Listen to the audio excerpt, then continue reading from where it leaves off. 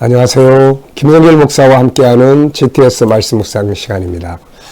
네, 오늘은 제14권의 첫 번째 주간의 둘째 날 묵상입니다. 두 번째 날 묵상 주제는 중요한 것 찾기죠. 말씀 속에서도 중요한 걸 찾고 내 인생에서도 또 중요한 걸 찾아보는 이런 훈련을 좀 하면 삶을 아무렇게나 살지 않고 지혜롭게 만들어 갈 수가 있는 거죠. 어떤 일을 할 때 또 어느 날 어떤 상황에 있을 때 여기서 내가 생각해야 될 가장 중요한 건 뭐지? 그게 진짜 중요한 거야? 더 중요한 건 뭘까? 이렇게 한 번쯤 생각을 하면 훨씬 더 좋은 삶을 살 수가 있거든요. 아이들도 공부하면서 이 공부해야 될 이유 중에 가장 중요한 이유는 뭐지? 공부해야 하는 방법 중에 가장 중요한 방법은 뭐지? 이런 걸 한 번쯤 생각을 하면 공부도 수월해지고 좋은 결과도 가져오게 됩니다. 자, 먼저 말씀 속에서 중요한 것 찾아보겠습니다. 오늘의 그림은 예수님이 제자들의 발을 씻겨주시는 이 그림입니다. 이거 보시면서 느끼시는 것 적어보시면 되겠어요. 정답을 쓸 필요 없습니다. 그냥 자기 생각을 움직이게 하는 거니까요. 자, 저는 자기를 낮추시고 섬기시는 예수님, 그리고 이것이 성공의 비결이다. 이렇게 적어봤습니다. 자기를 낮추시고, 사실 예수님은 하늘 보좌에 계시던 분이잖아요. 근데 이분이 세상에 오셔서 제자들의 발을 씻기는 모습, 참 너무나 존경스럽지 않습니까? 그리고 이렇게 살아가는 리더자들은 사람들이 많이 따르죠. 그래서 이게 성공의 비결이기도 합니다. 자, 두 번째는 이제 분석하는 시간이에요. 이 그림에서 보이는 것 찾아보고 보이지 않는 것 찾아보고 또 질문도 만들어보고 그렇게 하시면 됩니다. 자, 우선 눈에 보이는 것은 예수님, 제자들, 그 다음에 집 안, 벽, 그 다음에 창문, 물그릇, 물통, 대야, 그리고 천정을 받치는 나무 기둥들. 네. 보이지 않는 것은 발을 씻기시는 예수님의 마음. 또 갑자기 예수님이 발을 씻어 주시니까 제자들의 마음이 어땠을까요? 그 제자들의 마음. 이걸 보고 계신 또 하나님의 마음. 그리고 여기에는 제자들이 4명만 있는데 또 다른 제자들이 주변에 있을 것 같습니다. 보이지 않지만 다 있는 거죠, 이렇게. 자, 질문도 또 여기서 한번 만들어 보죠. 예수님은 왜 제자들의 발을 씻겨 주셨을까요? 두 가지 의미가 있다고 봅니다. 하나는 그 뒤에 요한복음 13장을 쭉 읽어보면은 내가 너희에게 모범을 보였다. 너희도 이렇게 해라. 네, 복음은 섬기는 거거든요. 네. 또 하나는 내가 너를 씻지 아니하면 넌 나와 상관이 없다. 구원이죠. 예수님의 십자가의 보혈로 죄 사함 받게 되는 것을 보여주는 내용이에요. 네, 그래서 이 두 가지. 하나는 우리도 섬기라는 것. 하나는 또 예수님의 피로 죄 사함 받아야 된다는 것. 요거를 보여주는 것 같습니다. 자, 세 번째입니다. 그림에서 가장 중요한 것은 무엇인가요? 네, 저는 낮아지심과 섬김 이렇게 적었어요. 낮아지심과 섬김. 네. 자, 네 번째는 기억력을 좀 향상시키는 거예요. 이 그림을 보면 뭐가 떠오르나요? 연상법. 뭔가 연결지어서 생각하는 방법이죠. 자, 저는 마태복음 11장 본문 말씀, 나는 온유하고 겸손하다. 겸손은 이렇게 하는 거거든요. 낮아져서 섬기는 거. 빌립보 2장 5절에 예수님이 하늘 보좌에서 내려오신 내용. 네. 또 요한복음 13장에 예수님이 발을 씻기시는 내용이 거기에 이제 기록이 되어 있죠. 또 겸손과 온유가 우리 인생의 승리와 행복의 비결이 됩니다. 겸손과 온유의 반대말은 교만과 분노죠. 이 교만함과 분노는 불행하게 만들어요. 가정에서 맨날 서로 분노해서 싸우고 분쟁하고. 그게 가인 같은 거죠. 가인이 결국 실패했지 않습니까? 그래서 온유와 겸손은 정말 성공의 비결이죠. 자, 다섯 번째 코너입니다. 여기서는 앞뒤 그림을 이제 정리를 해보는 거예요. 상상력입니다. 이 그림 앞에 어떤 그림이 그려보면 좋을까요? 저는 하늘 보좌에서 세상으로 내려오신 아기 예수, 그 동물들의 먹이통 구유에 누이신 그 예수님을 그려볼 수 있을 것 같고요. 다음 그림은 이제 발을 씻겨주시고 십자가에 죽으시죠. 그리고 부활승천하셔서 낮은 자리에 가장 낮은 데까지 내려가신 예수님을 하나님께서 지극히 높은 곳으로 올려주시는 그런 내용이에요. 낮아지면 하나님 높여주시는 거죠. 그리고 여기 이제 질문을 또 하나 넣었죠. 미래를 어떻게 살고 싶은가요? 그렇다면 지금 무엇을 해야 할까요? 인생은 오늘을 살지만 한편에서는 내일을 준비하는 겁니다. 내일에 대한 준비가 미흡하면 오늘 행복하다가도 내일 나중에는 고통스러운 삶이 오는 거거든요. 그래서 오늘을 열심히 살면서도 한 부분은 앞으로 미래 내가 어떻게 살고 싶은지 그런 걸 생각해서 준비하면서 사는 게 필요합니다. 쉽게 말하면 미래에 나는 사과를 좀 따고 싶어. 그럼 지금 사과나무를 심어야 되죠. 아무것도 안 심으면서 미래에 난 사과 많이 딸 거야 이러면 이건 안 맞는 말이잖아요. 네. 자, 이걸 좀 많이 생각해 보라고 이 질문을 넣었습니다. 자, 본문 말씀 읽어보죠. 마태복음 11장 28절로 30절. 수고하고 무거운 짐진 자들아 다 내게로 오라. 내가 너희를 쉬게 하리라. 나는 마음이 온유하고 겸손하니 나의 멍에를 메고 내게 배우라. 그리하면 너희 마음이 쉼을 얻으리니 이는 내 멍에는 쉽고 내 짐은 가벼움이라 하시니라. 아멘. 자, 어제와 오늘 감사한 일 쭉 적어보시기 바랍니다. 어제 하루 지내시면서 감사했던 게 뭔지, 또 오늘 하루 시작하면서 감사한 게 무엇인지. 자, 오늘의 주제는 중요한 것 찾기입니다. 그래서 먼저 본문 전체에서 여러분들 읽어보시면서 가장 중요하다고 생각되는 거 하나씩 적어보십시오. 저는 예수님의 멍에로 매라. 내 멍에를 버리고 예수님의 멍에를 매라. 예수님의 인생관, 예수님의 가치관, 예수님의 마음, 이거를 갖는 거죠. 인간의 멍에는 무거워요. 욕심 많고 또 막 시기질투하고 또 실패하고 막 이런 거예요. 근데 예수님의 마음과 그분의 가치관은 가벼워요. 마음이 평안한 거죠. 그래서 주님의 멍에를 내는 겁니다.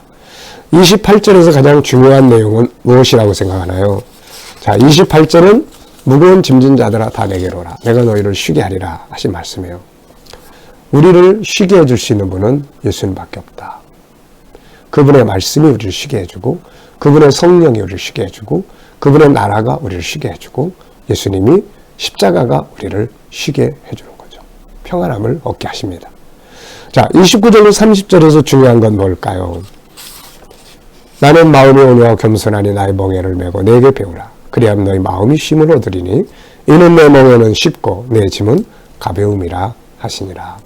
네. 자, 이 속에서 가장 중요한 것. 주님의 멍에가 우리를 쉬게 한다는 것. 네. 주님의 멍에는 뭐예요? 온유와 겸손입니다. 주님은 항상 온유와 겸손을 메고 사세요. 그러니까 다 좋아하고 평안하고 그런 거죠. 자, 네 번째입니다. 내 인생에서, 내 삶에서 중요한 것. 무엇이며 이유가 뭔가를 적어보십시오. 자, 내 인생에서 또 오늘 하루의 일들 중에서 또 업무 중에서 가장 중요한 것은 무엇인지. 자, 저는 제 인생에서 가장 중요하다고 생각되는 것은 하나님과 하나 되는 것, 사명, 이런 것 적어봤습니다. 정말 중요한 게 뭘까? 내 인생에서 하나님이 맡겨주신 사명 완수하는 것. 왜냐하면 결국 주님을 만나기 때문에 그런 거죠. 오늘 하루 동안에 내가 해야 할 일 중에 가장 중요한 것은 뭘까? 이렇게 영상, 묵상하고 말씀 영상으로 내보내는 일이다. 이렇게 적었고요. 내 업무에서 가장 중요하게 역점을 둬야 될 건 뭐냐? 업무, 제가 하고 있는 일들. 여기에는 이제 감사와 역동성이라고 적었습니다. 내가 은혜를 먼저 받아야 되잖아요. 막 살아서 은혜가 있어야 하는 일들이 즐겁죠. 자, 28절에서 질문 2개 만들어 봅니다. 왜, 무엇, 어떻게, 만약을 사용하시면 돼요. 자, 저는 질문 2가지 이렇게 만들었어요. 첫째, 우리가 지고 있는 짐은 뭔가? 내가 지고 있는 짐. 여러분들의 마음을 무겁게 하고 힘들게 하는 짐은 뭔가요? 때로는 죄의 짐일 수 있고요. 때로는 현실적인 짐들일 수 있어요. 내 삶이 나를 무겁게 하는 거죠. 그래서 우리가 이런 것들을 쥐고 있지 말고 이제 은혜 받는 일에 힘을 쏟아야 돼요. 그래서 은혜의 힘으로 이런 것들을 잘 극복해 갈 수 있는 거죠. 두 번째입니다. 주님께서 우리를 쉬게 한다고 하셨는데 예수님이 우리를 쉬게 하시는 방법은 뭘까요? 그분이 우리를 쉬게 하시는 방법. 자, 우선은 오늘 본문에서는 온유와 겸손이에요. 그 성품을 우리가 가지면 우리도 좀 편히 쉴 수가 있습니다. 또 십자가, 말씀, 발자취, 때론 문제를 해결해 주시면서 우리의 마음을 평안케 하시는 거죠. 오늘도 무거운 짐이 있다면 혼자서 짊어지고 고민하지 말고 주님께 맡기고 그분의 가치관과 인생관을 하나씩 찾아서 배워보시기 바랍니다. 그러면 어느 순간인가 마음에 평안함이 오는 거죠. 자, 여섯 번째입니다. 주님과 소통의 시간. 이 시간은 진짜 묵상의 시간이에요. 눈을 감으시고 묵상을 한번 해보십시오. 주님, 오늘 말씀 속에서 나에게 주고 싶은 말씀은 무엇입니까?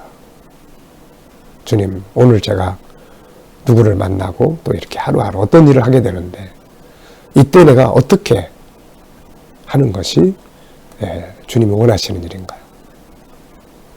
주님이라면 어떻게 하실까요?